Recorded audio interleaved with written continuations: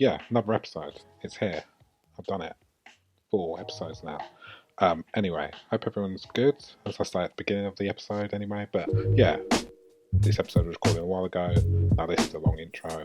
Anyway, obviously there's a roadmap out of lockdown. We may be able to go outside now. By then, I don't know. Anyway, episode is with my good friend PT. Known him for quite a long time. We used to have quite a lot of hip hop chats and rap chats and stuff like that, music based chats, and we haven't had one in a while, so I thought I invited on and record one. We talk about why Eminem might be struggling to get decent music out. Does he need something to happen to him so he has something to say? Not wishing any harm on Eminem or any family issues, but maybe that's his why his albums have been a bit crappy. Right? Anyway, we talk about Kanye, trap music, auto-tune. Should artists release an album every year, or should they take a break, much like, the Eminem thing? Does he need to take 3-4 years out before he releases another album? Anyway, here comes the episode. Hope you enjoy it. Also, is the tagline worth saying? I forgot to say it again. Does it make a difference? His hip hop choices from Assorted voices. But anyway, here comes the episode. Thanks for listening. Alright. Hello, and welcome to episode 4 of the podcast, I believe. Episode 4. So, how is everyone? Hope everyone's good. On this episode, we have a good friend of mine. His name is PT. How long have we been friends? Probably since about 2008. 2008. We've been friends, so it's been a long time. And we first connected over probably drinking and getting really drunk. Yeah. And then later we got into talk about music, and one of our key ones was Kanye West. And then it's just spiraled since into various forms of hip hop, grime, rap, and stuff. So, welcome to the episode, PT. Hello. Hello. How have you been? Yeah, all good. Getting there, getting to the end of the COVID thing, as I'm sure everyone is saying on here at the moment. But yeah. But at least we have a little nice escape from the shit that's going on and talk about hip hop and something that both me and you are quite passionate about, and we've had lots of conversations, and we still have occasionally send each other links to music every now and again. So let's get straight into it. So tell me how you got into hip hop or rap, or what was your earliest memory? Well, earliest memory of the sort of household I grew up was me, my mum, my dad, and my brother. But my parents were into sort of classic parents' music. So my mum was like Neil Diamond, and my dad was like punk and weirdly African music for some reason. And it was my brother that sort of got me into it. I imagine with most people, when you're at a young age, your siblings getting you into music that they wouldn't approve of mostly. So it's sort of like, oh yeah, listen to this. Yeah. So all I sort of remember, the first songs my brother sort of showed me, he had them on cassette. So this is like... Wow. Yeah. For anyone who doesn't know cassette, just Google it. We are in our 30s, so... Yeah. We're allowed. Don't remind me. I remember the first one he had was Bone Thugs and Harmony. Oh, that's a throwback. Crossroads. Yeah. So I imagine everyone probably knows the Blazing Squad version. Yeah, probably more than the Bone Thugs and Harmony one, I would say. Yeah. So that's the sort of first one I sort of recall, and I was like, all right, yeah, this is okay. And then sort of around that time, Killing Me Softly Fugees as well. Yeah, that was a banger. It's around that time that was. And I think everyone sort of knows that sort of stuff. But I don't know, around then it was just the odd song that I really heard, so I didn't really get into it till I was probably about 11, 12, and I imagine it's the same artist it's going to be for everyone, Eminem. Yeah.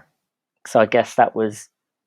I can't really think what was mainstream late 90s, really. Nothing really stood out to me, but Eminem, I think, was the sort of appealed to everyone, I guess. Yeah, he was... I think lots of people will be mentioning him. It seems to be Yeah. a common theme in the people I like, people that have been on that we're all about similar ages. I'm not, and Eminem seems to be that start point of mainstream hip hop and rap. So yeah. I, So I think it was do weirdly quite sort of. It was popular, but he shouldn't have been because of. you, I'm sure when I first heard him, I was like, "Oh, he's white. Eminem's white. What?" yeah, Like, yeah, it's a bit weird, and obviously the context of these songs and that shouldn't really be, in the mainstream. But yeah. So what do you remember the first time you listened to one of Eminem's songs? What was the feeling you had? I'm sure it was the Slim Shady LP through rather than just like a single. Yeah. So I'd have just been sat in my, because I shared a room with my brother, and he would have just put it on, and I was just like, "Whoa, like, what is this? I've never heard these cuss words before, and Yeah. these sort of things." And I know my dad hated it. Like, he was like, "You can't like sit around listening to that." And I was like, "Oh yeah." Like, close the door. I was like, "Yeah, turn it back on." So it like it's Eminem was that.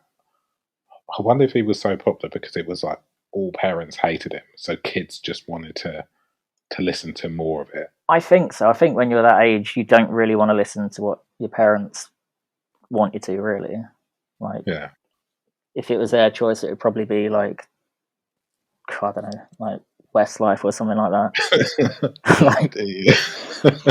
because Oh, I remember writing down. I'm sure it's a Fuji song or something like that. I remember writing it, like writing the lyrics down one day. And my dad found it, and he was like, went absolutely mental at me, basically. And I was just like, look, yeah. Well, so like your brother was just like your main source of like music you shouldn't be listening to. yeah, Basically, just he was on the a bad. on the lowdown, just sort of like, yeah, listen to this. Yeah, yeah. So like when you so that draw like when you listen to Eminem, what was the draw into like then going on to discover more hip hop, or was it Um, purely Eminem, or did you go on to someone else after? Around the time, I don't think so. I mean, probably Dre as well, because obviously they were pretty much connected to the hip, weren't they, for a good Yeah, few years? So that 2001 album, I'm sure, was played a lot as well.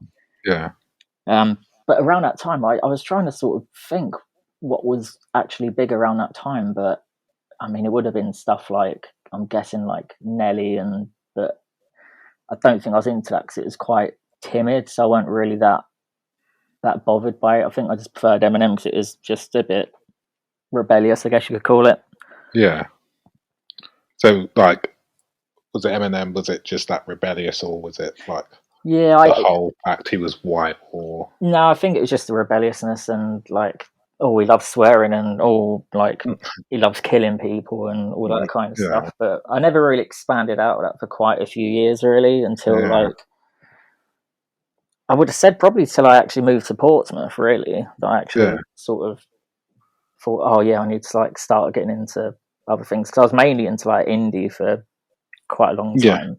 Yeah, I think indie was very popular at that period of time as well. So, do you remember the first kind of like other like Eminem? Then do you remember who was next when you hit Portsmouth? Do you remember who was next, or do you remember where you started, or kind of that kind of Well, thing? sort of one around Eminem times, whether it counts as a hip hop sort of demographic, but garage music I was massively into as well. Yeah, yeah, As I imagine quite a lot of people were around that time as well. yeah, I mean, yeah. that was Do you remember any of the songs of the time, or like ones that stick out to you? garage wise or Hmm. um, Garage wise, because I think garage is a very important uh, subgenre or like a genre adjacent to hip hop, especially in the UK.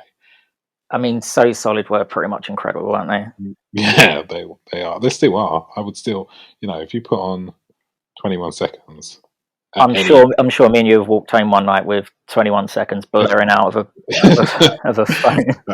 yeah, yeah. I think that is a milestone in the UK like hip hop garage grime scene. That is a milestone. That song, it's like undeniable. Like will always be remembered as an absolute banger. So Yeah, I think that was the main one. Obviously, Oxide Neutrino, Yeah. Yeah. Oh, were you into Heartless Crew? Heartless Crew. Oh yeah, like I used to. I don't know how many I had, but the Pure Garage albums. Oh yeah, I Always used to remember get that. them. I mean, it's still something I can listen to now. Like a lot of stuff I listened to back then, I'd probably be quite, oh, like why did I listen to that? But Yeah. it's more of a summertime thing, though. Garage music, I find. Oh, okay.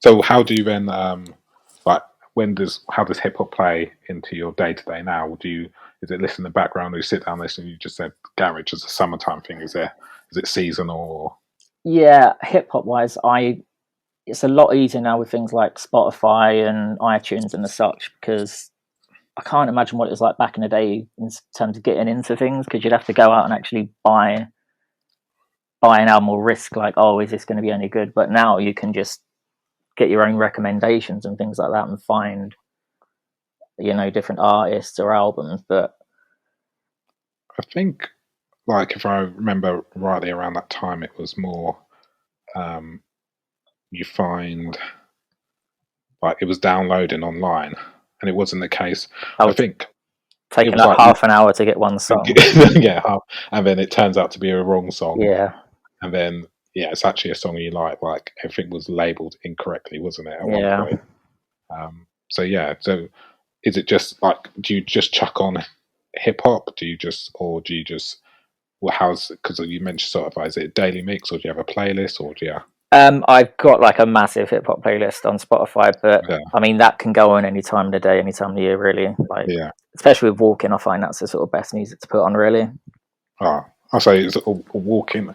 Why do you think hip hop and walking go together for you? I don't know. I guess it's just like the beat, really. Like, Yeah, I don't know. It's a bit more uplifting than most of the other stuff I listen to. I think as well.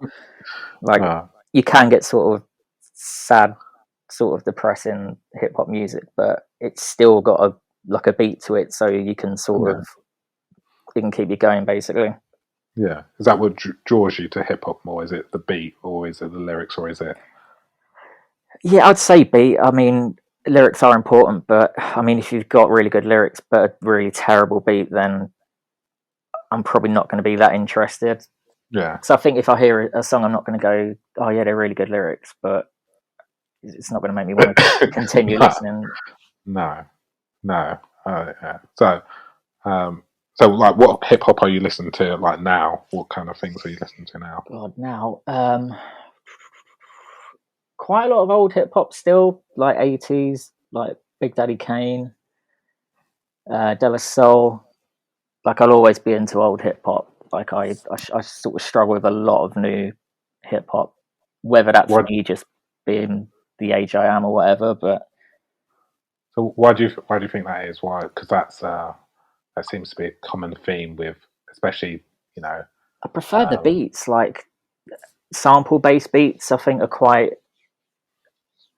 I think what's the word? Just like easier on the ear. I think, yeah, and that's quite a lot of what the old hip yeah, hop is. It's just old jazz records, just sort of cut and sliced up. yeah. Do you kind of like mentioning that like your parents listen to like Neil Diamond or like not the music that you were listening to? Do you think that that old hip hop is kind of like it samples music you would have heard from your parents, so it's kind of Yeah, nostalgic in some way? yeah. I mean, the stuff my parents listen to, I would probably listen to now, but yeah, and I sort of when you hear a tune that has an old sample in, I quite like digging out what the sample is as well. Yeah, And then yeah. obviously, That is. I've been sharing a few things on yeah, my yeah, Instagram page about samples lately, and because it's a really like I think sampling is a really it seems to be overlooked a lot when it comes to talking about hip hop in the especially in the mainstream. I think a lot of people that are into the hip hops love to find out the samples, but when it comes to mainstream kind of um, services such as like radio and like TV and stuff, they never really want to put a shout out to what sample they've used or and um, some of the samples they use are so like obscure, and you think like, how they found out. Like, How yeah, it's like, I think it's interesting to see how someone's found this record, isolated a certain part of the record. It could be literally 5 seconds that they've looped, chopped, and just turned into a beat. That's fascinating to me. because I Uh, can't think of many sort of samples that are just of like really obvious songs, really. no, I think that's the beauty and Maybe the bit Cold as I, Ice MOP. That's quite a yeah, yeah, that there's some that are really obvious, but the others that are like literally, how do they get from there to there? I think there's a there a YouTube channel, or maybe I can't remember. I watched something and it was like, no, it was, what's his name? I'm googling, 2 secs, people. But basically, he takes you through the history of hip hop. I can't remember his name. This is going on me. He takes you through the history of hip. He does every year, but he does it based on samples. So he is redoing samples, getting the samples and then turning it into stuff. I think it's Jaguar Skills Hip Hop Time Bomb, and I think he's been trying to recreate each era of hip hop through the instrumental of the samples and the, like, try and remake them songs. And he said it was so difficult to try and get to that point. I think it was Jaguar Skills. I might be wrong, but that's the kind of yeah, stuff he does, Jagger Skills. yeah. I think he said it was so difficult to get to that, like how someone, finds an old jazz record, takes the trumpet bits out, and like makes it into a beat that is iconic, or just a small part of a song. So yeah, Because I I think don't know that, what people are going to sample like down the line from sort of what we've got out now, really. yeah, I don't know. I think they would look more to. Um, I don't think it would be.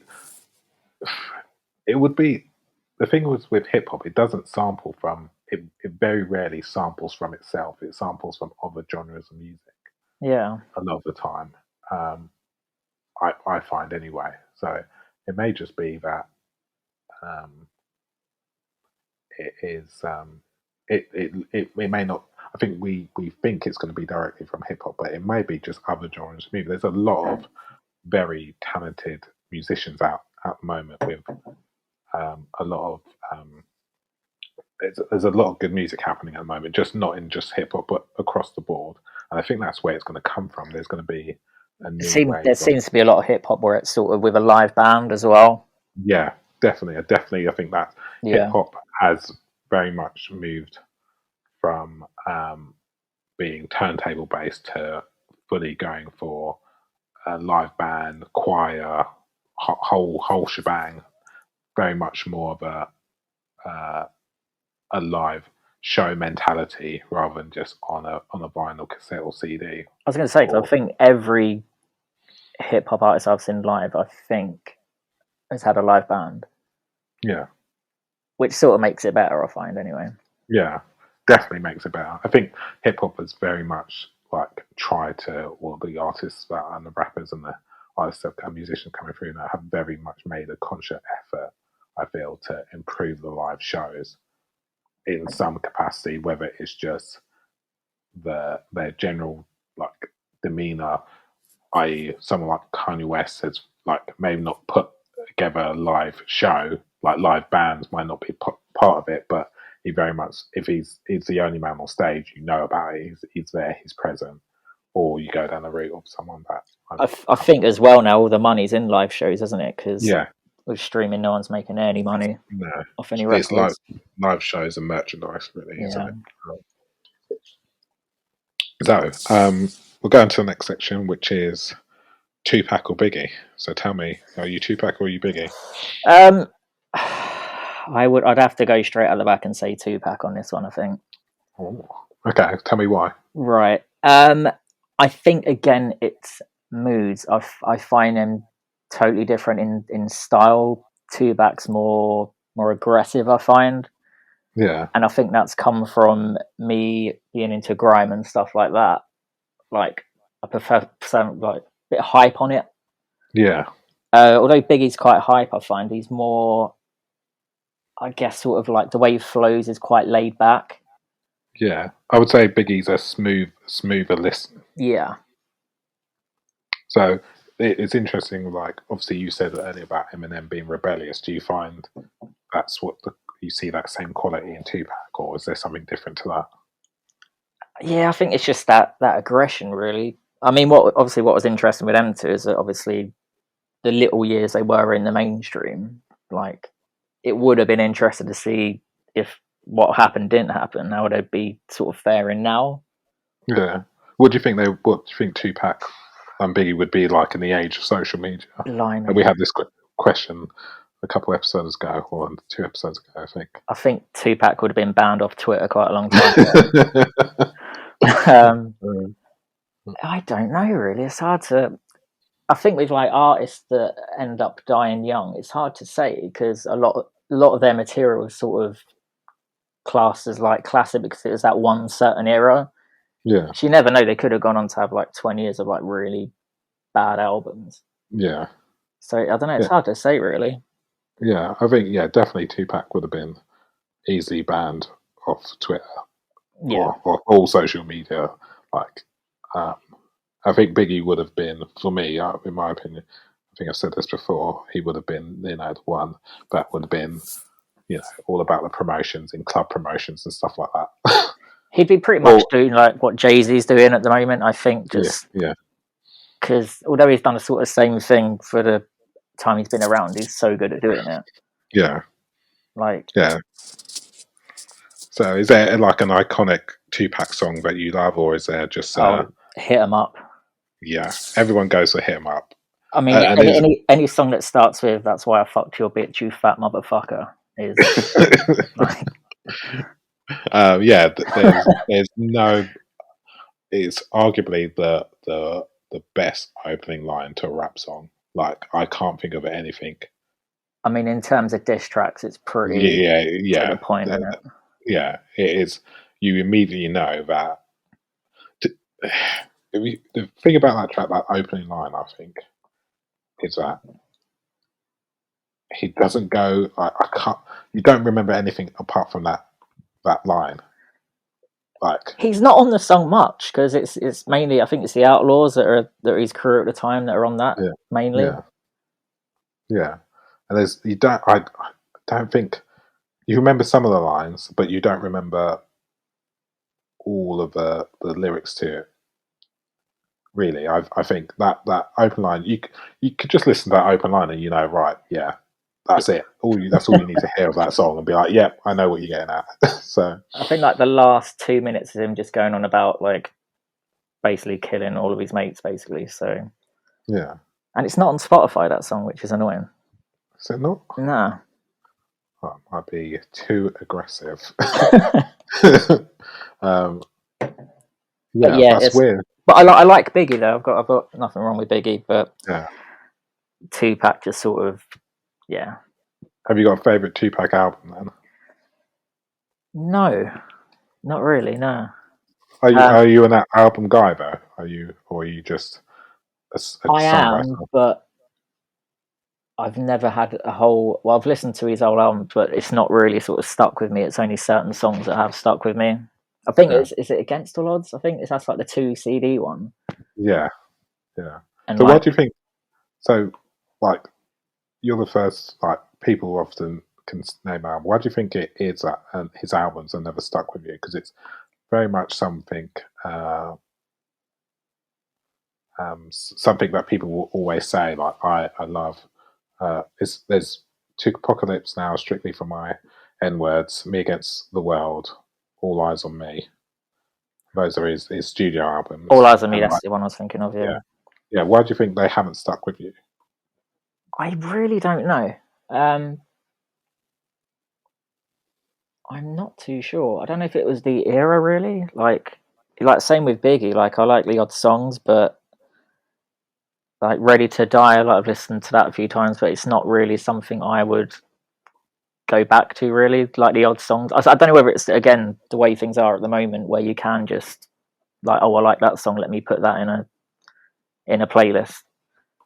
Yeah, I do think that's one of the downfalls of Spotify and the streaming thing is that you don't you can miss a good album Yeah, and just hear songs instead. I mean, the only thing I make sure to do nowadays is get vinyl when I can. Yeah, Like, same. So what vinyls have you got now? Would you say yeah, in hip hop based? right. I'm just literally staring at them now. I've got a Big Daddy Kane one. Don't judge me, but I've got a Will Smith one. Got Ken. Actually, What's your Will Smith one? it's one with. Oh, I think it's called Rock the House with Jazzy Jeff.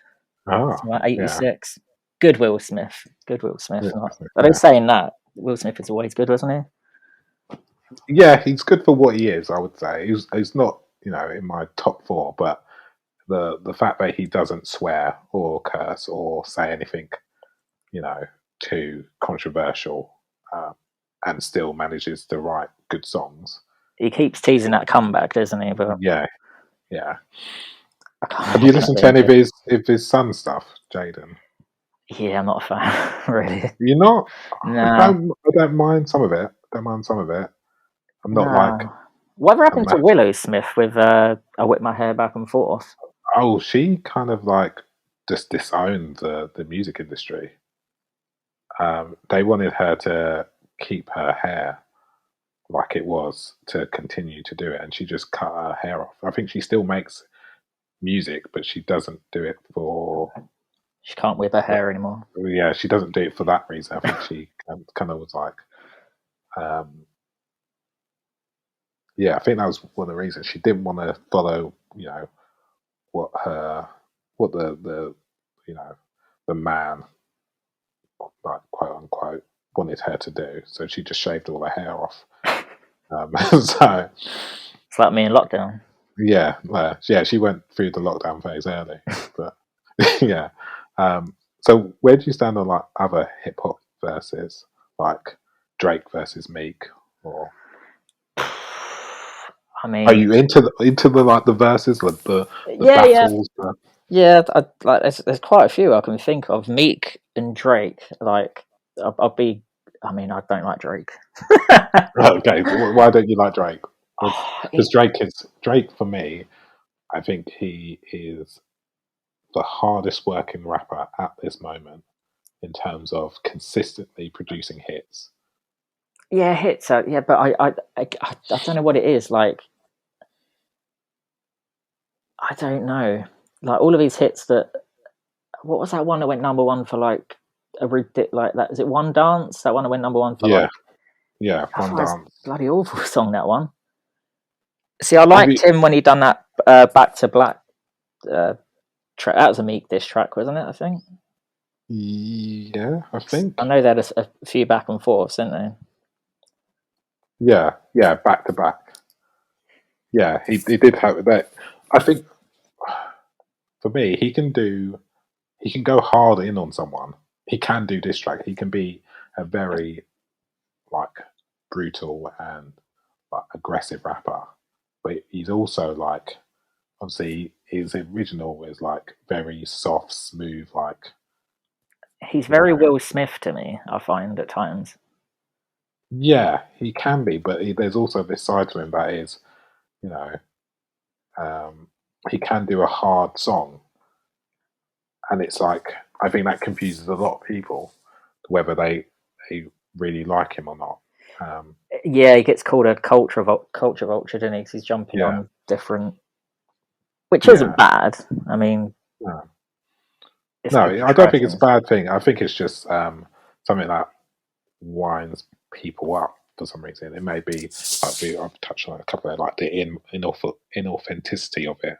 It feels like he's not being authentic to himself. Yeah, because he'll like use a grime artist to do a sort of a kind of grimy tune, and then he'll bring Yeah, out like a dancehall tune, yeah, and then he'll do a pop tune with like Rihanna or something. So he's a bit. yeah. It is a bit all over the place. But the thing is, I wouldn't say I'm a massive Drake fan. I wouldn't say like if there was a concert for him tomorrow, I would go. I wouldn't be like, yeah, I'm going. I would just I like some of his songs. I do like a lot of his songs. Yeah. But it's just not. I mean, I've been to Toronto and they literally love him out there. Like Yeah, he is God out there. yeah. So what other like verses? What verses would you say? Kanye, Jay-Z, Mhm. but you probably know who I prefer on that anyway. Yeah, go on for the people. Let's say. I mean, I've seen both live, and I thought they were both. I mean, well, we saw Jay-Z together, Yeah, which was pretty decent. yeah. It was good. It was very good. So it was at a festival, which makes I think a festival is different to an arena. There's a different vibe to it. I do remember me and you having cigars, and we'd only light him when he does big pimping. Yeah, yeah. That was true. That was true. I think that's one thing we all miss at the moment is gigs and live music. So Yeah, I don't even think festivals are going to be a thing no, either this year. no. So is it Kanye or Jay-Z? I think I know. But It's Kanye. so why Kanye? I think that the fact that he's producing is probably up there with the best easily, in my opinion. Yeah, I would agree. Because he gets slated a lot for his rapping, but I don't. I mean, sometimes latter days it's a bit hit and miss. But Poop Diddy Scoop is that's a banger, not, mate. not his greatest bars ever, but yeah, he does his production is unmatched, I think. Because even the But stuff like, what was it called? Because I don't listen to it that much. The Christian album he brought out. yeah, what's that one called? It's a Blue. That's all I remember. Jesus is King. That was it. Jesus is King. Yeah, Because I hated it, but then the more I listened to it, I was like, you know what? Like, this is actually decent. yeah. I think that happens with a lot of his albums. Like one of our Jesus took me a while to get into, but that is a fantastic album. That is like off the back of My Beautiful Dark Twisted Fantasy. 3 years later, he goes, "Fuck that! I'm going to do this," and he's like, "Okay," I and he think the does run it of like albums as well that he had, because I think Jesus was like his sixth or fifth album, and that's a yeah, pretty. yeah. It's his sixth album, and then he goes and just does something that's completely like since the what's it called?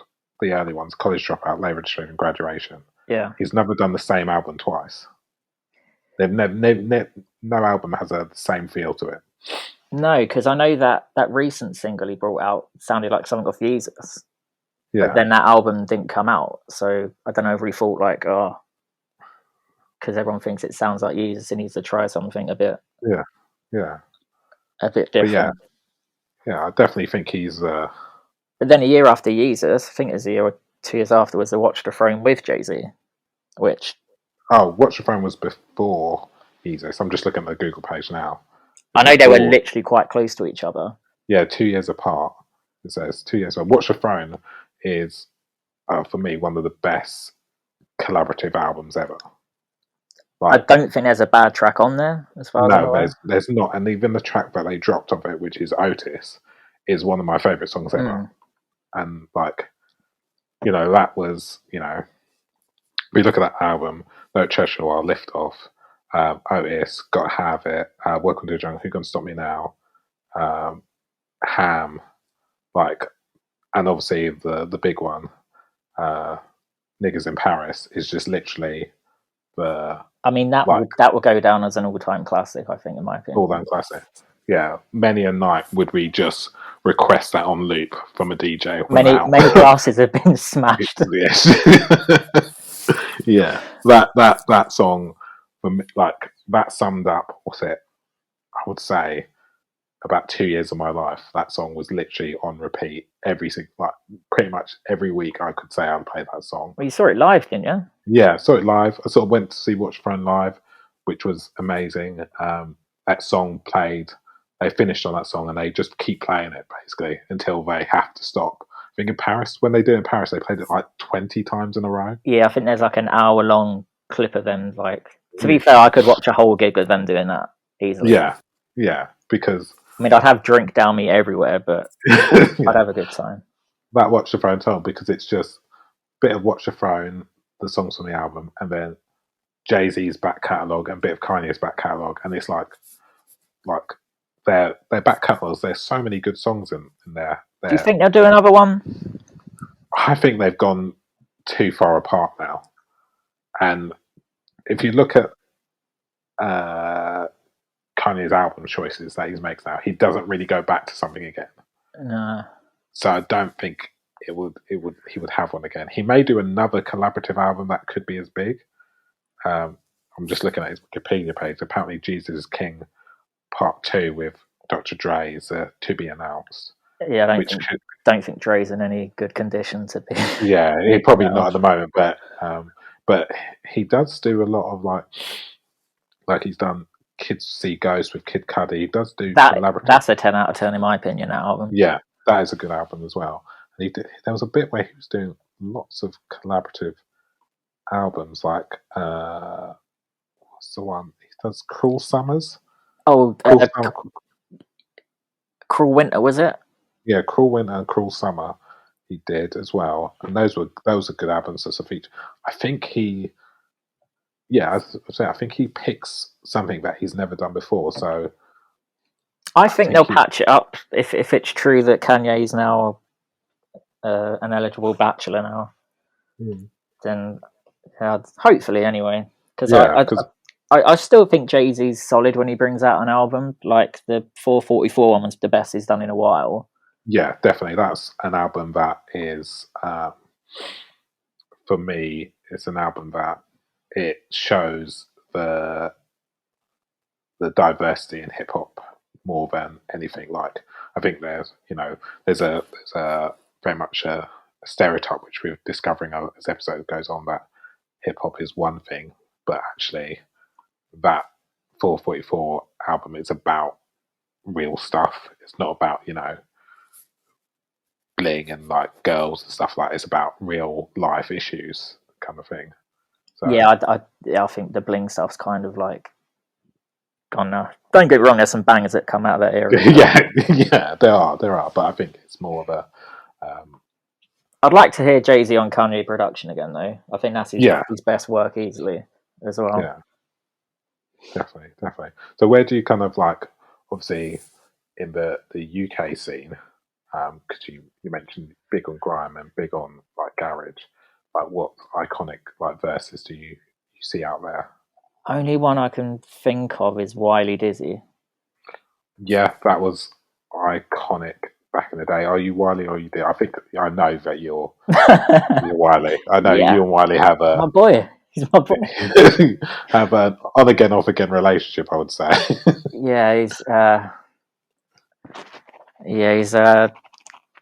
He's an interesting character these days. Yeah, he is very much. He's a start point for grime. I just appreciate Wiley more because he's always stuck to grime. He's gone off and done like a pop tune, but he's always said like, "Oh, I need a bit of money, so I'll do a number one song and then go back to grime." But Dizzy's like, I think he's tried to come back, but he's just gone way too far now. And apparently, his most recent album is very good. I haven't listened to that. It's all right, but it's not really anything that really stood out to me. Really, I think there's a good song with D Double on there. Oh, talk to me about D Double. Oh, I've seen him live as well. Yeah, how about that? Oh, D Double's incredible. Very underrated. Yeah, extremely underrated for me. Like, literally, like. Even though he has the same lyrics in every song, pretty much. Yeah, but yeah, but that is, you could say that of like, it's a signature. It's a signature. Like much like producers have the same kind of, or beat makers have the same kind of style. Why wouldn't he have a what do you call it? A signature thing, and it makes him. Yeah, a motif. Yeah, that is the word. Like a DJ Khaled. Yeah. DJ Khaled is, trash. It's. I wasn't going to say trash. I was going to say I was going to say. He's a fictional character, I would say. Yeah. He's apparently he's like that all the time, but it just appears to me like this is made up. This is a personality he's putting on. Yeah, but yeah, DWE is like, He's pretty much decent on every song he's on. yeah, Like, he's probably one of the best feature artists you can get. yeah, definitely. Like that tune he He, done with Kano on Kano's new album. what's that one called? The one with Gets on it, I think it is as well. Yeah, I think I've got that album on vinyl. I've got it.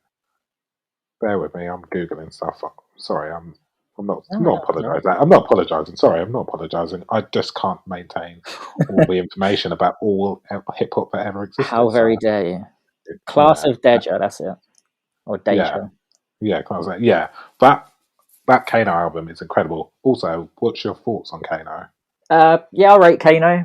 I don't know, because I remember when he first came out, Home Sweet Home, I think it was, Yeah, and he had Reload It, but then I didn't really follow what he'd done for about 10 years, but then he come back with that album before last, that one. Oh, now I'm doing Made it. in the Manor, What was that track he done with Wiley? Free Wheel Ups, that's the a one. Free Will. Oh yeah, Yeah, that was a that banger. is that is a banger. Free Will Ups is a banger. But then he like the new album he brought out was like pretty much just like one of the best things he's done. And I Yeah, think it gets noticed more when artists actually do a sort of theme for an album and actually put the effort in rather than just like, oh, I need to have an album out. do you think that's something that's dying out?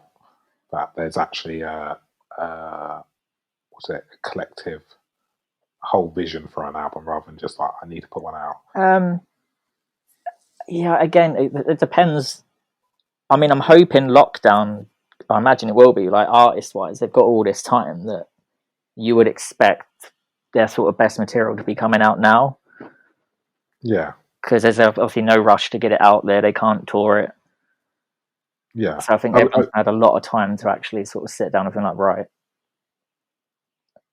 You would hope so. If any artists or musicians come out, or filmmakers, or anyone creative comes out with anything that's trash right now, you know they've just been playing FIFA all lockdown or something like that. yeah, I don't like. I mean, I don't mind people being prolific and bringing out an album like every year or so, but Yeah, it's like Eminem. Like I see, I think he's brought out 4 over the last 4 years, and yeah, like the recent one he's brought out, like the side B of the last album, it's like, and there's so many tracks. It's like, mate, just take like 3 4 years, just sit down and like, you don't have to keep bringing stuff out. It seems like every album is like, oh, apologizing for the one previous, saying, oh, yeah, that wasn't good. But it's like, I don't know whether it's age because he's nearly 50 now, so whether he's just trying to like stay on top while he can, because he's still a good rapper. But yeah. So, well, if you compare that to like, I mean, Eminem is nearly 50. Um, he's 48, but you've got someone like Jay-Z who is also oh, he's 51. yeah, Like, why is there that difference with arguably two of the greatest rappers of their generation? Why is that there? What do you think there's a difference with Jay-Z, who's brings out albums every now and again?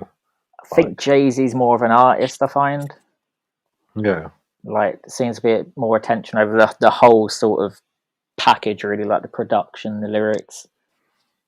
I mean, Jay-Z's videos are always going to be quite blingy, but yeah, with Eminem, I just find like there's an album thrown out, and I find his beat selection really poor these days.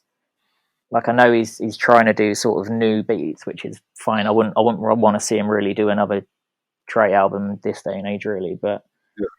yeah, the beat selection I find is really bad, Do really you think bad. do you think that's him that's making that choice, or do you think it's his Um, label, or he's been because sometimes it depends who's in control of the project, really.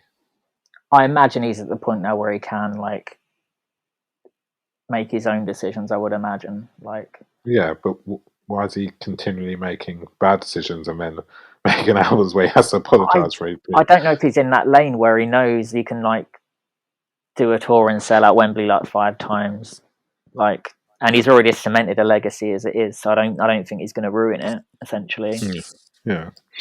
but Do you think he needs a more turbulent life in order to be? no, Do you think that had an effect on his family struggles? Had an effect on made him a better artist because he was, I think a lot of escaping. it sounds like a bad thing to say, but most people's best work comes out when they're going through like something rather than. Yeah. It's like a lot of the new Dre stuff, like is it's not going to be as good as like the Chronic in 2001. I don't think. Do you think that's why then the flip like Jay-Z's 444 is because of alleged allegations of him cheating and his was it Everything Is Love, his collaborative one. No, his the Carters and stuff. Like that album was regarded very good as well. I mean, you got Kanye West, who's continually got issues. So, That's probably wasted. Yeah. do you think that's what Eminem he hasn't found? He hasn't got any issues anymore. He's successful. Yeah, His because life's together. Like, what is he? What is he got to he put still pen to brings paper out the odd track where it is like the old Eminem, where he's going on about? about like it will say something half offensive, but I think this day and age as well, you can't really. Because I know he seems to do it every. I know he's done it the last 2 albums, and he's done it over a few songs. He's mentioned the Manchester bombings, Yeah, and it's like, yeah, we know, mate. yeah. Like, yeah, I don't know. I don't know. It's I You mean, think he's got something to say still? um,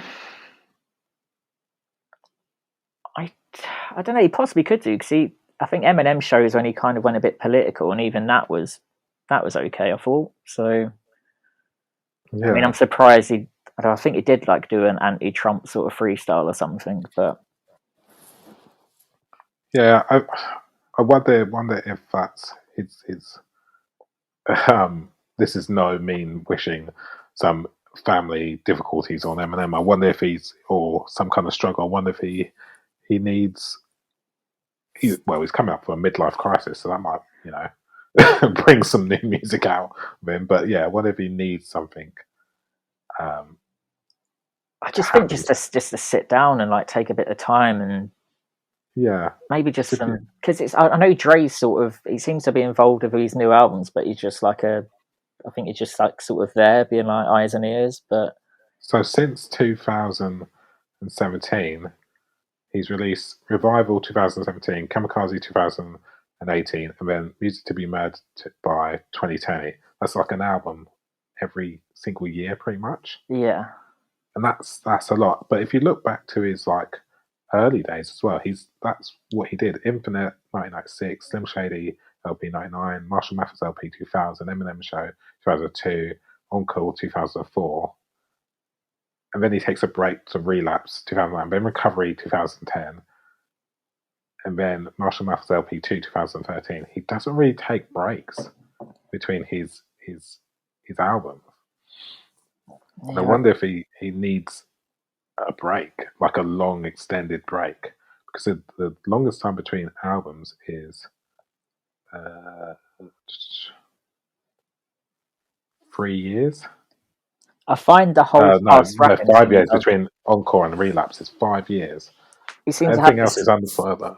Yeah, He seems to have this thing at the moment where, like, the sort of the last verse of a song, he'll do like super speed or whatever it is, like how fast can he go, which is all well and good, but it doesn't really sound right in the context of the song. It's like we know you're a good rapper, but there's just no sort of context to it really. yeah, But yeah, yeah, that's wish he'd sort it out a bit really. yeah, But his legacy's there, so I mean, it's not going to really have that much an effect. Really, he'll always be yeah, one of the goats anyway. yeah. Anyway, on to the next section. We kind of diverted a bit. That was originally about Tupac or Biggie, but anyway. The next one is all killer, no filler. So, which album or hip hop album can you listen to like right through to be without no skipping, no filler tracks in there? This was a hard one. Yeah, I was settled for one, but then I'm going to give two a shout out afterwards. yeah, that's one. I've settled on the score, Fugees. Okay, cool. That's I don't think many people will go for that one, but I believe that's I've probably listened to that album. Yeah, I've listened to that album. I know that one. So why that album? I just think it's just solid. The way it sounds like it's not massively overproduced. It just sounds like I've not really looked up the sort of history of the recording, but it just sounds Yeah. like it's just done in someone's basement, essentially. Oh yeah, I get that feel like it's just all in one take. Yeah, like Kind there's of no vibe. sort of overblown add-ons or anything. It's just literally them. Just So I wonder if that's because of you know, I would say Wyclef Jean is more of a singer than a rapper, and it's just a natural vibe to it. And obviously, you know, Lauryn Hill is also she's been classed as a rapper, but her songs are very melodic. So I wonder if that's the case. So like, is there any like standout songs on that album for you? Ready or Not, obviously, Yeah, banger. How Many Mics yeah, is an absolute worldie. yeah, Family Business as well, yeah. That's a good one. and Fuji La is probably my favorite off that. Yeah. So not the iconic "Killing Me Softly." I think I've heard it too much, that tune. Yeah, Like I could listen to it, but yeah, it's yeah, not my yeah, favorite off there. yeah. I feel. Do you remember when you first listened to that album, or when you first got it, or? I have a very vague memory. Again, a cassette. I'm sure me and my brother were camping somewhere, and he had it on cassette. Yeah, And I just remember just sitting there. And I mean, I was probably about 8. I think 96 that come out, so I was about 8. yeah, And just sitting there, like Jesus, this is like amazing. It was like one of the first vinyls I bought when I started my collection as well. yeah, It's just a really, I can't. There's no fault in it, and I I know I think they had an album out before that, but I don't know whether it was like class as an album. I'm not too sure whether it's just sort of like a yeah. It's sort of Blunted on Reality. That's the only two albums they've done: Blunted on Reality and The Score. yeah. I don't think I'd want them to do a reunion or anything like that. Like Yeah, I know that they done yeah, a song quite a while ago and it wasn't that great. yeah. So like, I'm just looking at Wikipedia. Blunted on Reality only sold 130,000 copies. The Score sold 6 million Well, copies. yeah, So they kind of was like, and you know, the songs on there go down in history, like "Ready or Not," "Killing Me Softly," like "How Many Mics." They will always be played. So Oh, and also there's a Fujila remix. I think I don't know if it's on their original or not, but it's like tacked on the end. Akon's on that. oh, A 15-year-old Akon.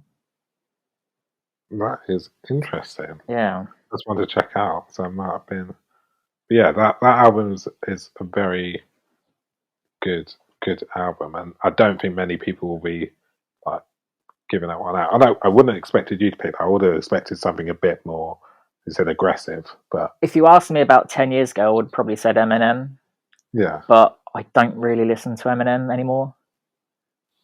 um, yeah, I would say that. Do you think as you get, like, do you think you've gone I'm just more mellow more nowadays. more mellow, not as Yeah. aggressive? Yeah. Do you think your age? Do you think your age and your experience have changed what kind of hip hop you listen to? Mm. Like the odd song, maybe if it comes on, like I would listen to, but yeah, it's not really anything I would jump to really. Maybe when I have a midlife crisis, but So like you're not kind of into like drill as oh such. God, no, no, But no, yeah, no. like I don't think we've had a hip hop chat for like an in depth one. You send me occasional songs, but we've not had one. But I remember Temper T's one. song that you were massively into? What next Next hype? hype, yeah, Oh yeah. yeah. Are you now not? You're not on the next hype. You're more of a like just a chilled vibe. No, I can still listen to that, but I don't know. I think it's just Eminem. Like, I don't know if it's saying it just because I've overplayed it. I don't know, but I mean, it might be in a couple of months' time. It just pops up on my Spotify, and I'm like, oh, actually, I'm going to listen to that again. But Yeah. So yeah, what was the other two albums you mentioned? right. 2001 Dr. Dre, Yeah, classic. because there's just not a bad song on there at all. No, not at all. Like, Um, what's your favourite song on that album? um, it's going to sound obvious, but still, Diary. Yeah, Like, that is just about as good as it gets. The Watch is a pretty good song. yeah.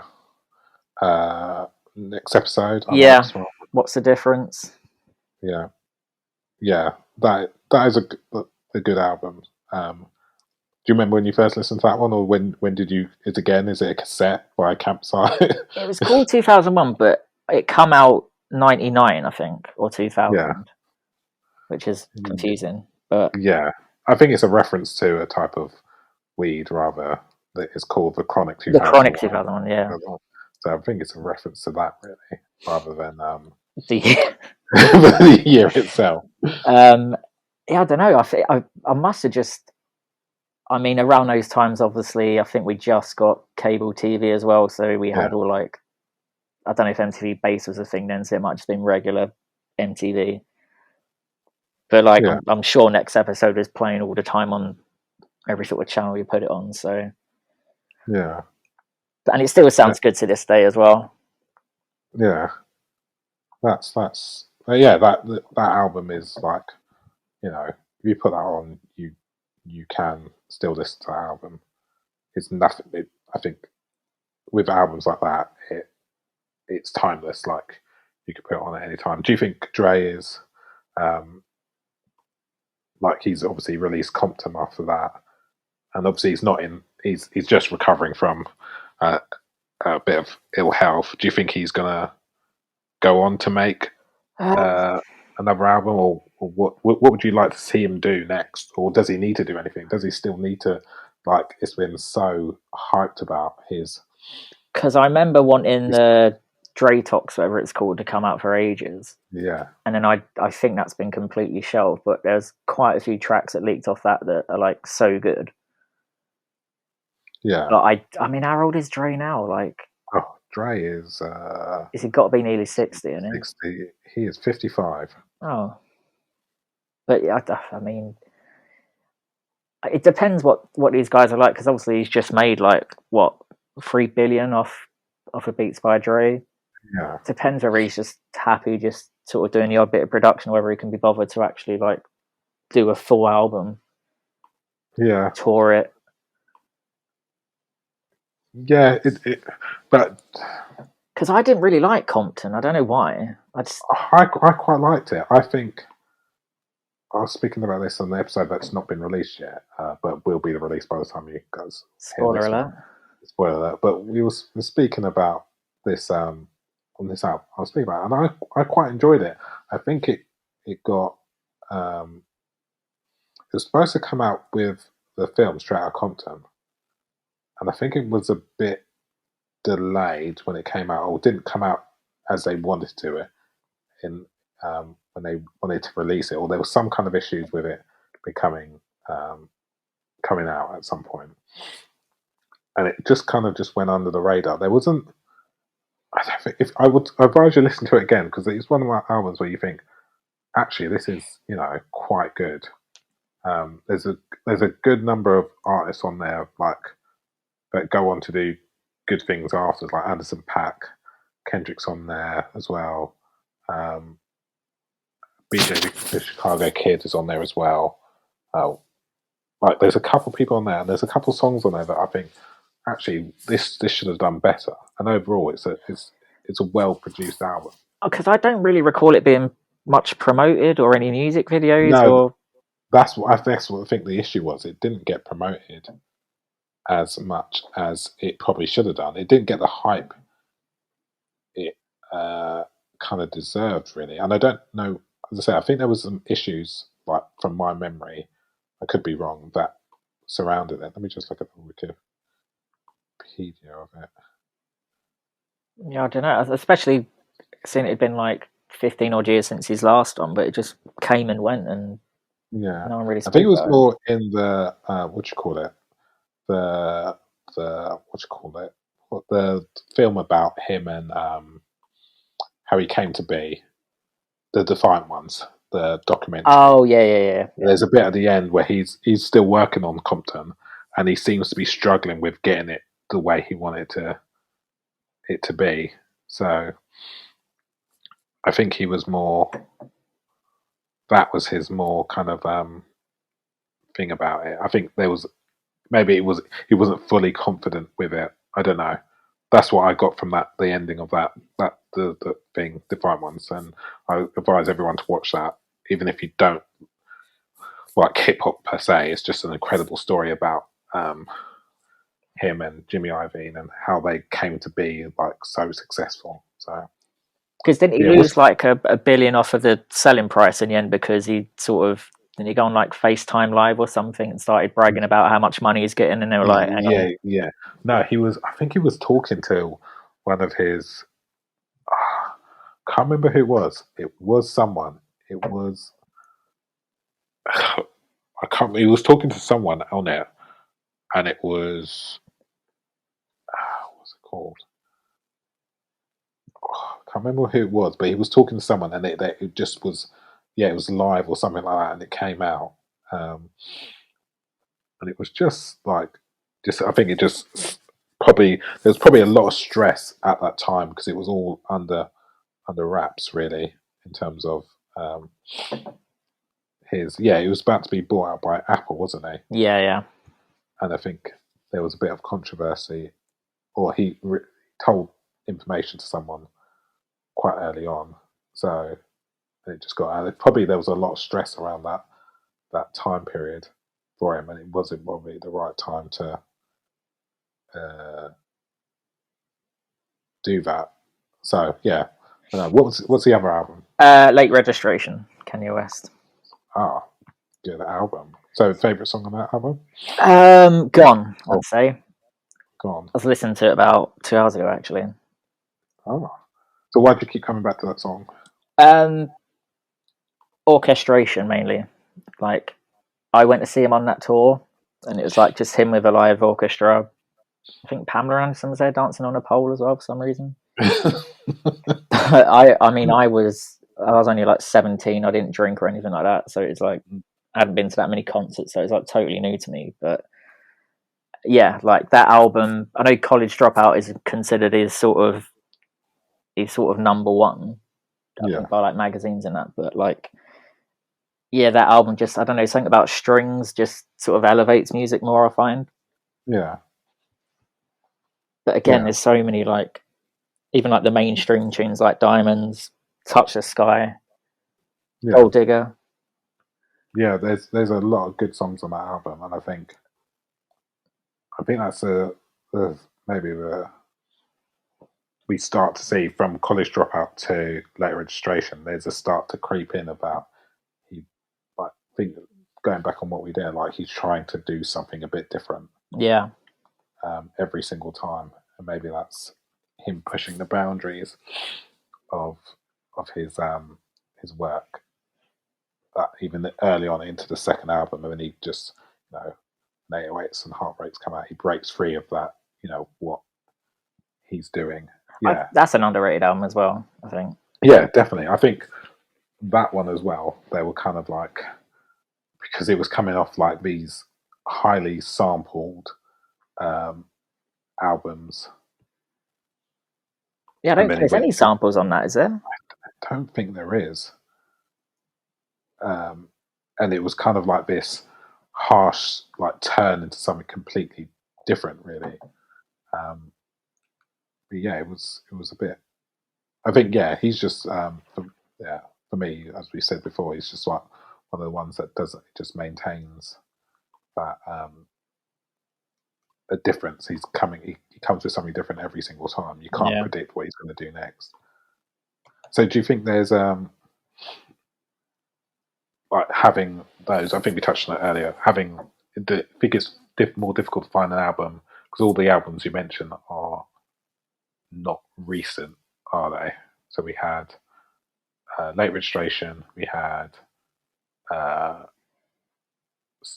2001. 2001 Proconic, and we have The Score. Do Yeah. you think it's harder now to find an album that is good start to finish in this day and age? I think Kendrick ones are pretty solid front to back, but I don't know if when I think about sort of an album that's so good all the way through, I just generally think of like what is a classic, and I think it's because I know when people listen to new albums, they go, "All right, yeah, this is a classic." It's like you can't really. I don't know how long you have to wait until you say like, "Right, that is a classic." I think there's very few now that come out and say this is a classic, but yeah, do you think there's a reason for that? Do you think there's like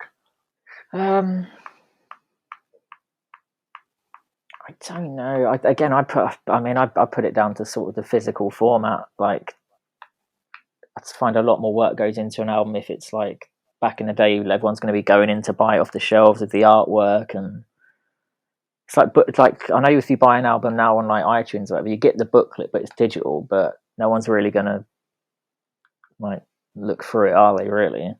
no. And so, do you think that's the kind of the death of an album? The death of the album is due to Yes. the way we consume music. Mixtape generation now, isn't it? I think. Yeah, yeah. They and also, do you think what do you think social media has a part to play with it in terms of like challenges and songs and dances and stuff like that? I think leaks don't help these days. Yeah, Even that's though true. I'm guilty of pretty much jumping on anything that leaks, but because I think Kendrick's had quite a few leaks off his new album, and I think that's what's holding that coming out. Because if everyone's heard it, then why put it on an album?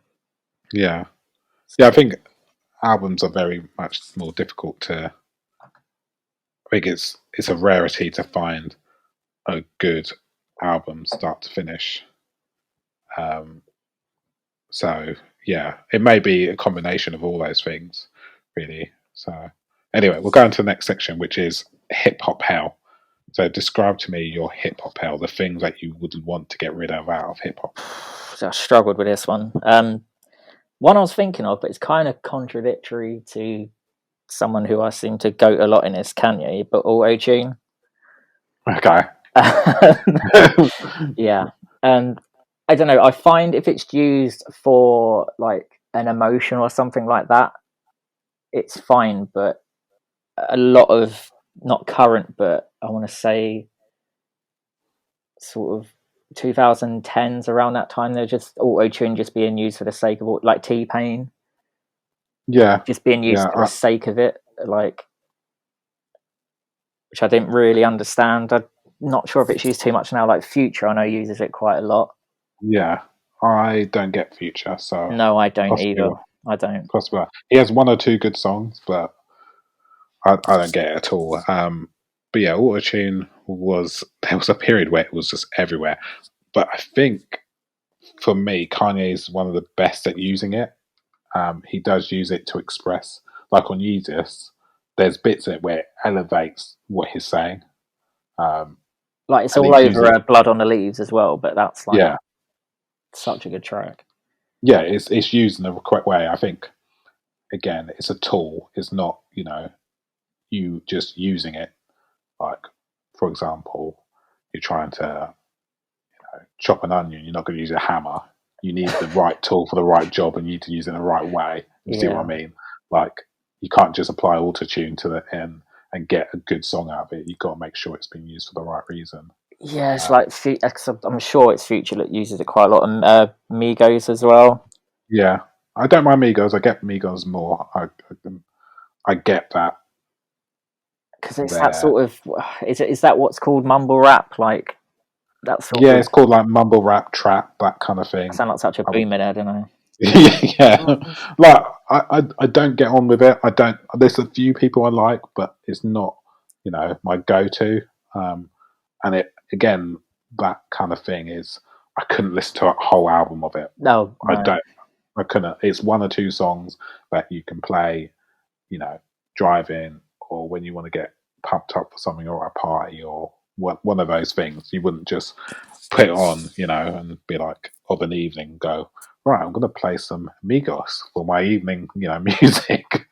So, Well, that's what seems to be like so I put on the sort of like the top 40 on Spotify now and again, and like, I mean, half of it is pretty much like music like that, but I just can't get on blocks. Like, one, I can't understand what they're saying, yeah. but I just can't get on board, and like the beats are not good either. Like, Yeah. Do you think that's, again, your one of your hip hops? You said auto-tune, you said there was a couple more. Is that mumble rap? Is that your another hip hop hell you have? yeah, it's just like, but that is what is, I mean, that's massive, isn't it? Like, Yeah. I mean, It's, I can't remember the last time I went out, but whenever I do go out, that's what they're playing, and I'm just like, right, okay. I think that's me. It's them. It's a boundary pushing subgenre of hip hop, mumble rap, and that kind of thing, and trap. Um, the person that I like who does it quite well is what's his name? Again, terrible with names.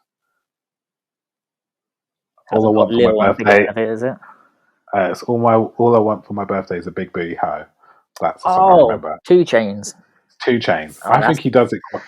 Two Chains does it quite well. but it's not like, I see. I don't really notice that he uses it really. His album. One of he's a trap rapper, I would say, uh, or his original name was Titty Boy. I just saw that. Excuse me. Yeah, his original name was Titty Boy. But yeah, I would say he is in that trap circle or trappers adjacent. Like one of his albums is called Pretty Girls Like Trap Music, which is is in the title, and I think he does that.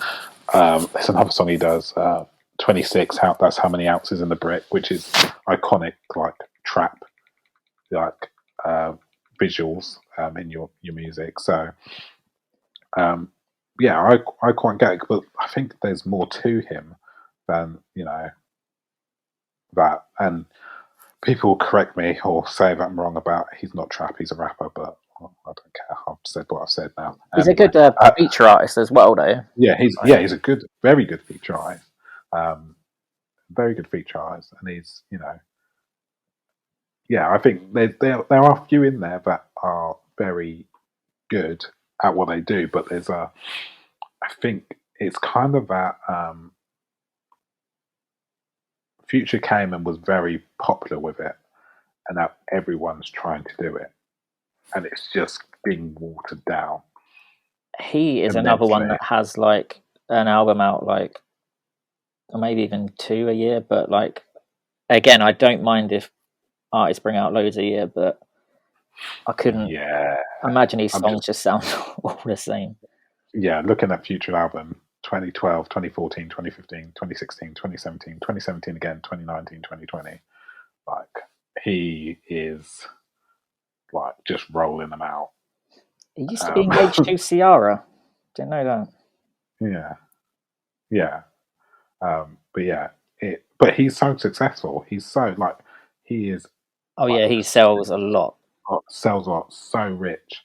Um, um, yeah,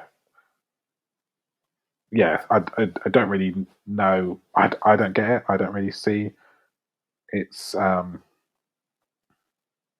its appeal really. There's Um, no sort of like, you don't really need to like say if he come out about 15 years ago, you're not going to get the booklet and like go through the lyrics and think like, right, yeah, what's the yeah, story about? yeah. Well, I'm just looking at trap musicians, and Two Chains is listed as well, not on Wikipedia, so I was right. Anyway, Gucci Mane. I like Gucci Mane, however you pronounce it. He's one of the ones I like from trap. I remember What's his your thoughts? album he put out when he got released from jail was pretty good. Yeah, yeah. I think he's one of the ones that you could say. See, there's Travis Scott. He's been classified as trap on here. Yeah, I don't know what to think of Travis Scott either. Yeah, Though he really had a good tune that I quite like with Drake.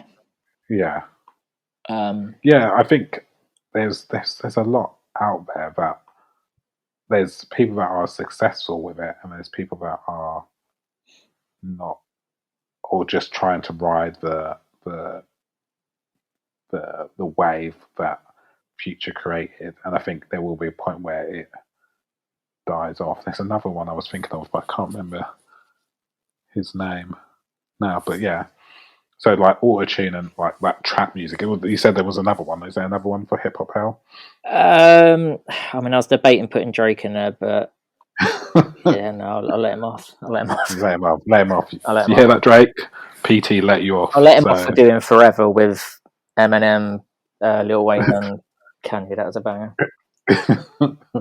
So yeah. So the next section is hip hop Mount Rushmore. So tell me your top 4 artists that you would have sculpted into the side of a mountain if I gave you unlimited money. Right. Are we going on individuals, or can I have like 4 people on one space for like a group? Oh, you can do whatever you want. All right. It's not. I'm not actually giving you the money to do this. This is just. Oh, really? Yeah. I will get the first one out of the way. Obviously, Kanye West. Yeah. I don't think I need to say much more about that. Sort of banged on about him enough. Yeah. Q-Tip from Tribe Called Quest. Q-Tip, yes, I like Q-Tip.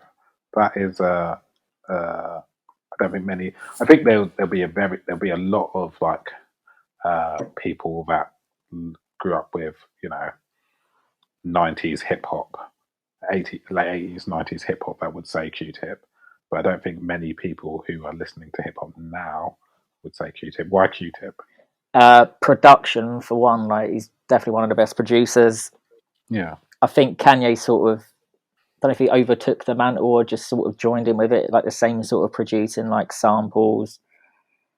Like obviously, the Tribe Called Quest are amazing, but yeah. Q-Tip's quite a good feature artist as well. Like he's on a lot of Chemical Brothers tunes as well, which is totally different genre of music, but like flows so good on them. But yeah, his production's so good, and he has a really iconic voice. It's quite a weird voice he has as well. Yeah, it is like high pitched and and it's distinctive, but yet you don't really like. It's not like, for example, I've been listening to Busta Rhymes lately. Busta Rhymes has a voice that you like. That is in your face. Q-Tips is distinctive, iconic, but it's not in your face. Like he's just like doing something a little bit different. If you see what I mean, he's not. He's not as like in your face with it. Like you know. I need to get on that new Buster as well. I've not got around to it yet. I listened to it the other day. It's good. Like considering like I don't want to say like age is not a thing, but considering he's he's not he's not talked about in the main. There's 8 years between that and his previous albums. Speaking of like, I think there seems to be a common theme of whether you release albums back to back, or you take time and do them properly, or you try something different. I think you can tell 8 years was spent on that album, and there's a lot of good songs on there, and a lot of good like skits as well. Like skits are one of the things that seem to be dying out of hip hop albums. Yeah, they're hit and miss with me because sometimes they're just they seem to just fill up track numbers essentially for the sake of it. Yeah. Like his one of was out of my mind featuring Belvin DeVoe. Is that the guy that done Poison? Yeah. Like, where has he come from all of a sudden?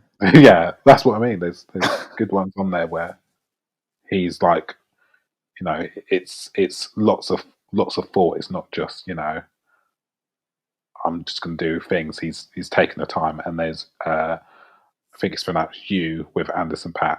That's a really good one as well.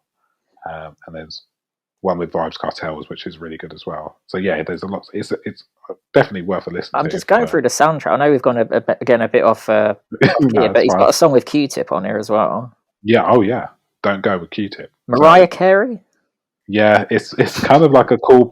I don't know if it's like a callback to his one with Mariah Carey before. Oh, baby, Maybe if you give it to me, but didn't have that same vibe. But it sounds like later down the line in their imaginary love life. It's called "Where I Belong" kind of thing. So and MOP as well. yeah, I think Rick Ross is on one as well. Yeah, I'm going to say that out there. Rick Ross is one of my favourites. well, Rick Ross is great. Rick Ross is great.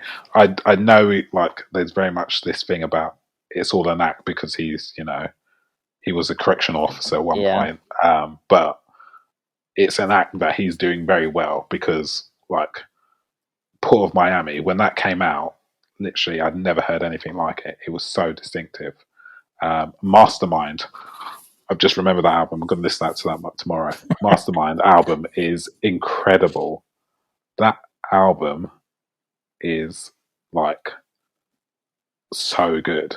Yeah, that's going on tomorrow. His verse on "Devil in a New Dress" as well. Yeah, Kanye. He's a good feature artist as well. If you get the song on Mastermind, Sanctified. Oh yeah, mate, banger. That is. Guess who the producers on that one is? Kanye. Yeah. Yeah. And Kanye features on that as well as Big Sean, who's also one of my favourites as well. Stay Scheming, that's a banger by Rick Ross as well, but it's got Drake on it, so I'm totally going Drake tunes that I like. Yeah. But yeah, so you got Q-Tip on your mountain as well as Kanye. Who else? Kendrick.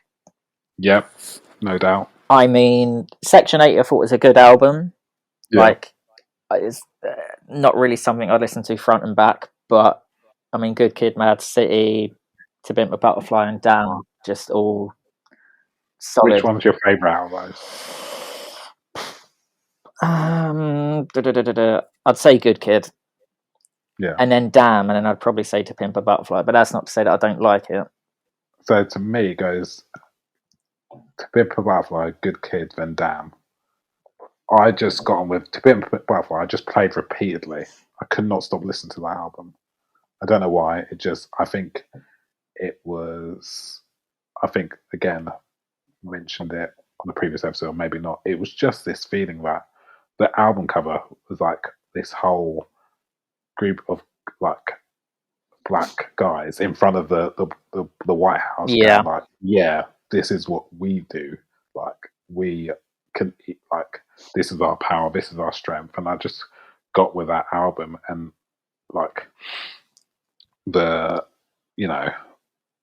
It's All Right was on there, The Black of the Berry, Complexion, all those things just, really were for me at that point. So. Did you ever listen to that Untitled? Yes, I did. I couldn't get with it. There were some good songs on it, but all the songs were not labelled, and I just struggled with that for some reason. Yeah, it's a bit weird saying, "Oh yeah, you need to listen to this song Untitled 6, the 25th of June or whatever." They're like, yeah. I think there was good, songs on there, but you can't recommend that to someone. Why don't you listen to Untitled 5 from 21st of September 2014, basically. And it's and a lot of the songs, because they're not titled anything, you really struggle to get the hook. And some of them didn't have hooks, from what I remember. I mean, if you went up to a DJ in a club and was shouting in his ear, "Can you play Untitled?" yeah, it's not happening. I think that was just Kendrick is very much an artist rather than a musician. I think that was just probably a bit of experimentation, jazz rap art kind of vibe thing he was going for, rather than an actual album that the mainstream will buy.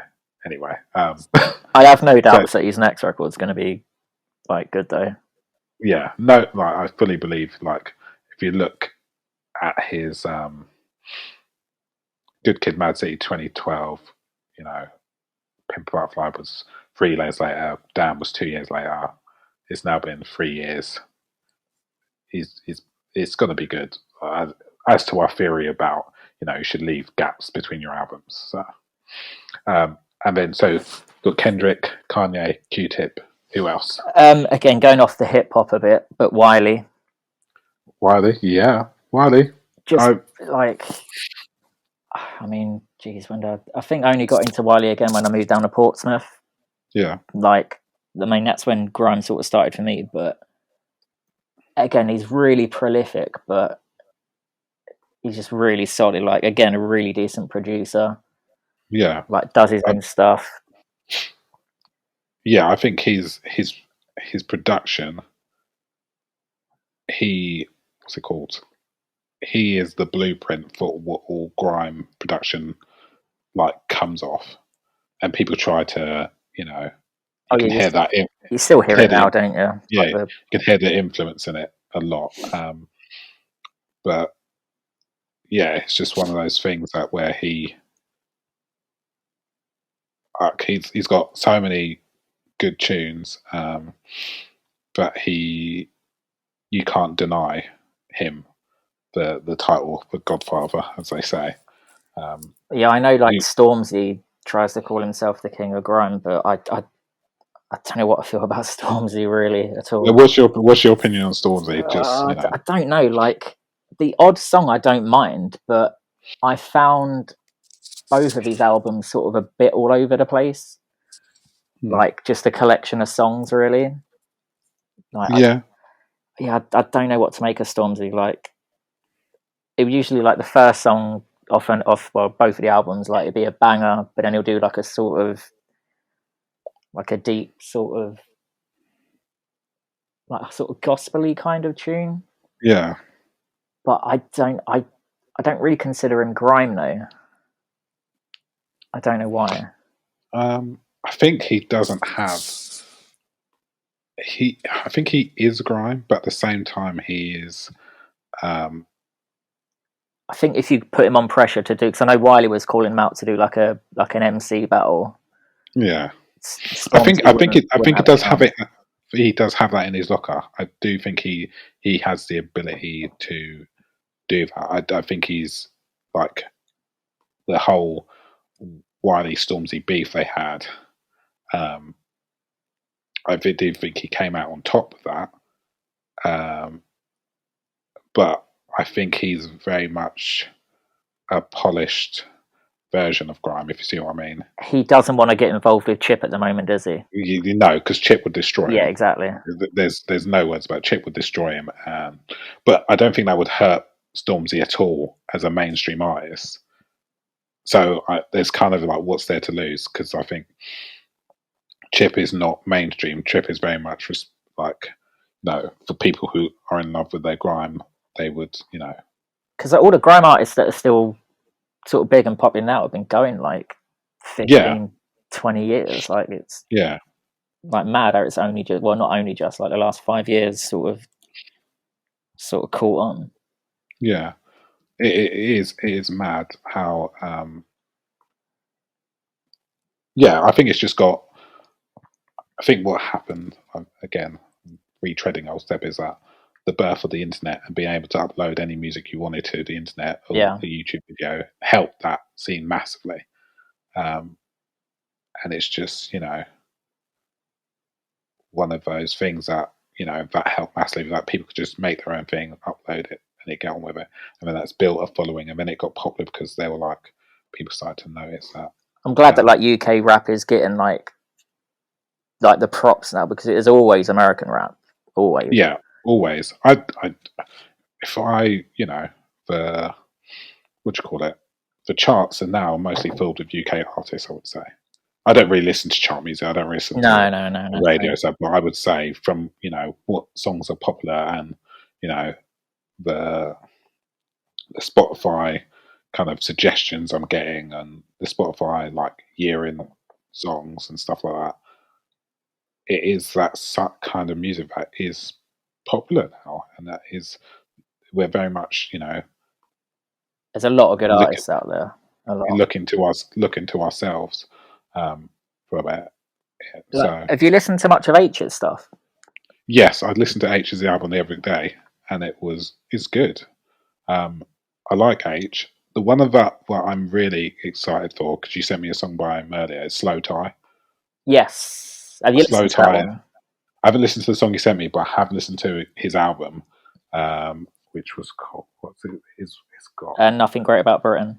yeah, and I thought that was amazing album. Yeah, his new one's out Friday. Yeah, Um, I think he's gonna be big. yeah, I just have this. that new one that come out today with Yeah, Skepta is incredible. yeah. My yeah, I think he's just like he's the next couple of years he's going to be big, really big eyes. The other UK like grime artists I liked. Have you had Pete and Baz? Oh yeah, I know Pete and Baz are. Mate, they are fucking decent. Yeah, they are. They are decent. If anyone doesn't know Pete and Baz are, check them out. I'm not gonna say any more. I'll just leave it a surprise to you guys to find out. Or maybe listen to them without the videos first. Yeah, listen to them out on the videos first, And then watch then the go videos. watch the video. Yeah, I can't remember who they are. I've got a terrible memory. I'm just looking through my recently played because he was probably in there. Yeah. Anyway, I think there's a lot of there's a new like wave of what do you call it? New grime artists coming through. As you said, there's been 15 years of your Wileys, your Skeptas, your JMEs, your Kanos, your Chips stuff. Oh, it's Nines. I quite like Nines. Never got Nines is one of into. them. I've not really listened to Nines, to be fair. Yeah, Nines is one of mine, and Because I remember when Chip first come out as well. yeah, When he was I do as well. Chipmunk. Yeah, Chipmunk. He's lost the monk. Chip Diddy Chip. Yeah, and then the other one is Notes as well. I quite like Notes as well. It's one of my favourites that's come out recently. But yeah, I think there's very much a new, like a second generation of artists that are coming out. Obviously, there's Heady One. I feel like Bugs Malone is having a resurgence. Yeah, he's getting quite a. He's been out for ages. Like 2010. He's been doing it for 10 years. And he's like coming back to it. And obviously, there's H and like. Have you had a Mist at all? Yes, I was recommended Mist the other day. I haven't listened to any of his stuff, but I was recommended him as well. So he's on my list to watch, not watch, to listen to. But yeah, he's supposed to be aggressive, from what I'm hearing from. Because a lot of grime seems to like overlap into drill, and I sort of like. Yeah. Yeah, I don't know what to make of drill yet, really. Yeah, I think it's early days for drill. I think it's kind of like our version of trap, isn't it? I think. Yeah, and I think that often happens, like with like genres of music. People like don't really like in terms of hip hop. That's from the 80s is very much different to the 90s to the 40s to the current times. People take bits they like of it and make it their own and twist it. It happens with all genres of music. Yeah. So yeah. So we talked a lot about that. Again, we went a bit left field. So if no hip hop, what are your listening habits when you're not listening to hip hop? What are you listening to? Right. I think indie's always been a staple for me. Yeah.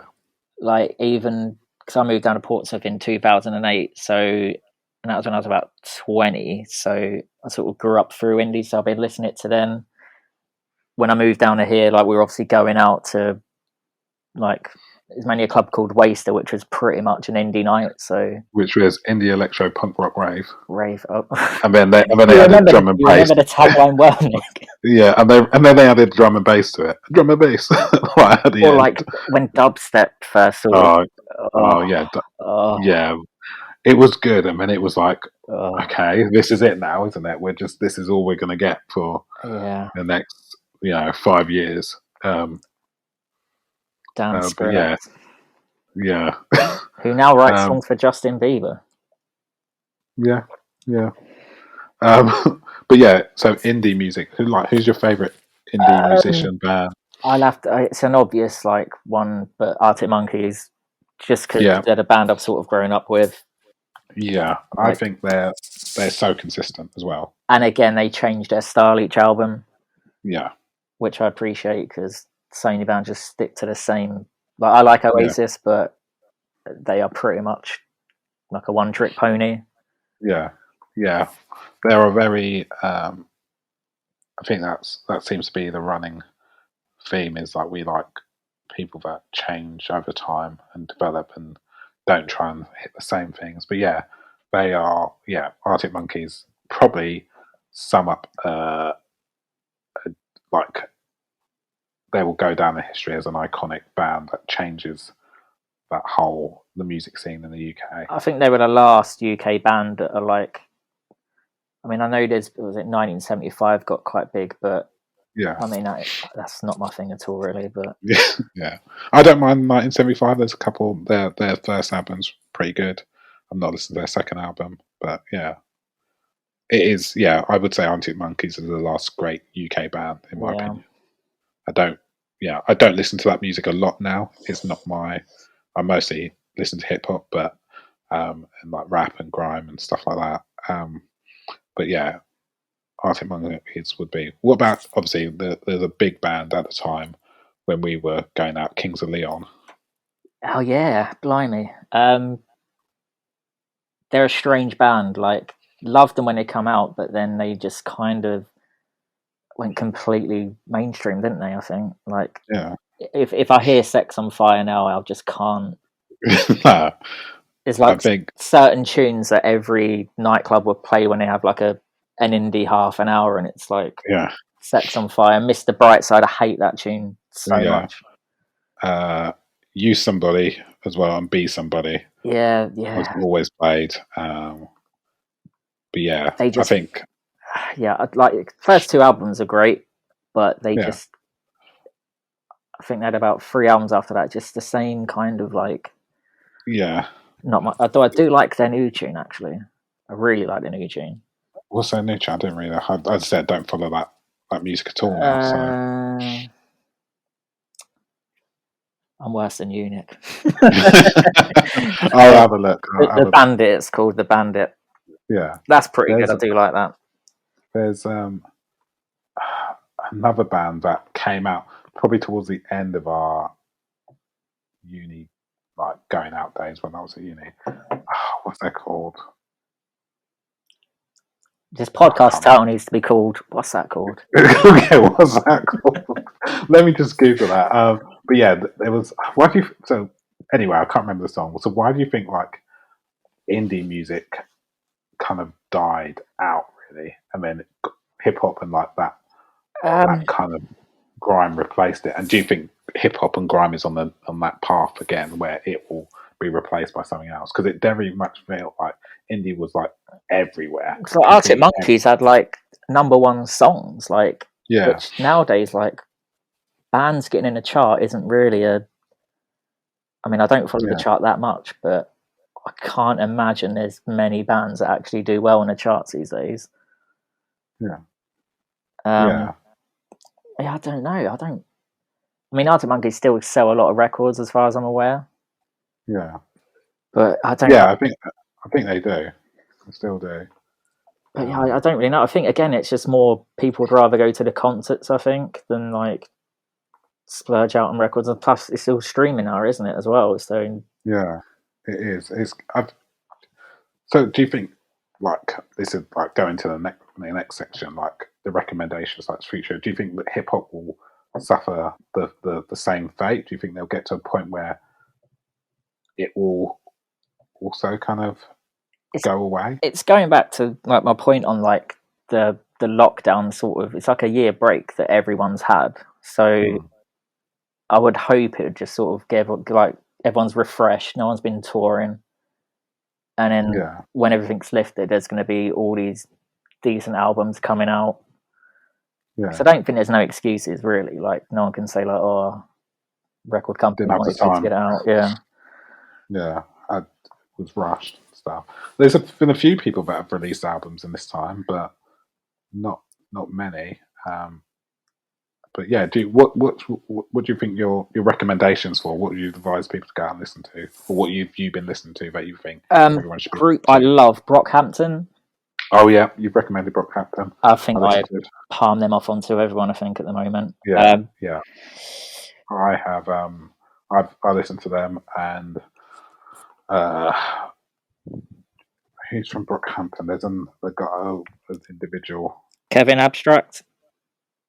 Yes, Kevin Abstract. That's who I try and listen to his stuff as well independently.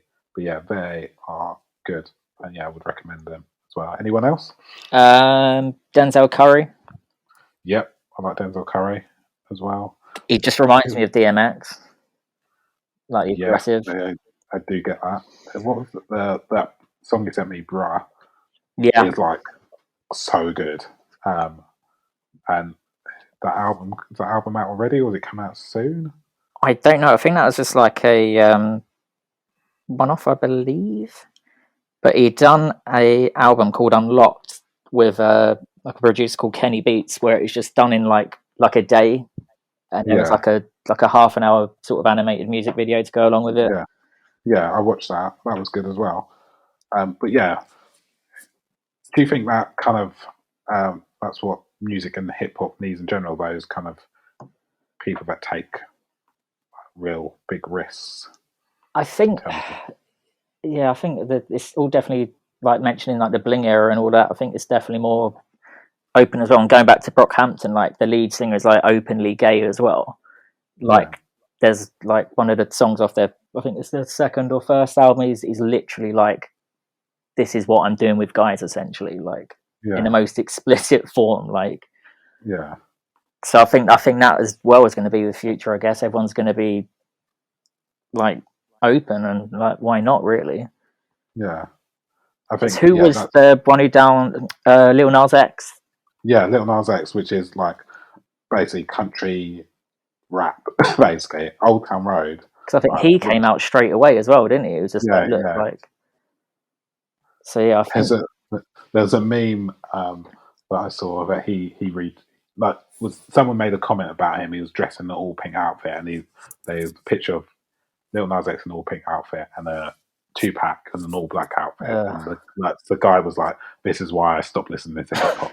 And Lil Nas X said, like, "I made a guy not listen to a whole genre of music because I wore an old pink outfit." And he was like, "Yeah, like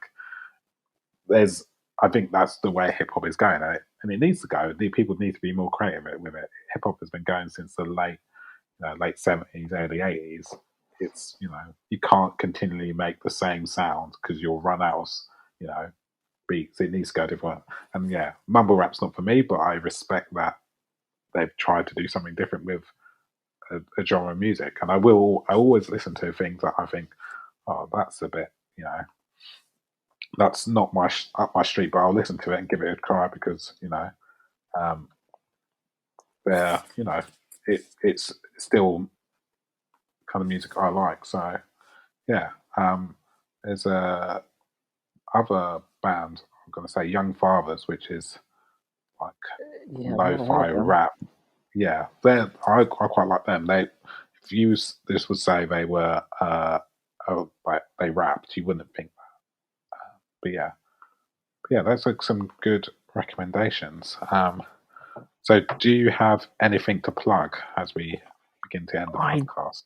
Don't. No, I don't have an OnlyFans or anything like that. Yeah. You thinking of starting an OnlyFans? If we're going to lockdown 4, maybe. Yeah. Nothing's going.